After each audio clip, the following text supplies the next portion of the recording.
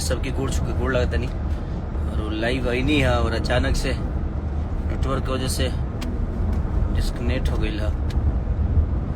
कमे आवेला ये सब करे भाई। तो राजा राम के बारे में बताओ तनी कि राजा राम बहुत सारा हॉल में नहीं खेल लागल रीजन की भूल भुलैया 2 और सिंघम अगेन ओके वजह से प्रॉब्लम बा थोड़ा सा। तो 2-4-5 दिन में रहू सबके बीच में लाग जाई उस सिनेमा तो अगर प्यार और आशीर्वाद ऐसे ही देते रहब। और उनमें केहू गाना भी रिलीज भइल बा कल से हम सारे का हम भोजपुरी से जवना गाना के नाम बा कमरिया लॉलीपॉप। पूरा टीम बहुत मेहनत के लिए बा 300-400 डांसर के साथ भइल बा गाना बहुत प्यारा सॉन्ग बा।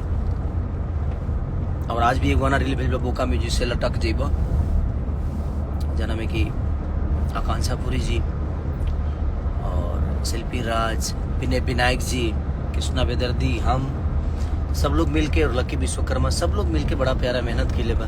और गाना बहुत प्यारा बा बहुत प्यारा हमारा फेवरेट गाना है। तो ऐसे ही प्यार और आशीर्वाद देते रही रुआ।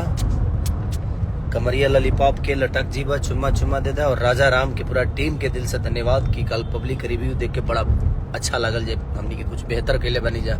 सभे जे भी हॉल से निकल सभे बहुत तारीफ कल कि नहीं बहुत प्यारा सिनेमा बनल बा। तो ऐसे ही प्यार और आशीर्वाद देते रही रुआ सभे। Love you all thank you.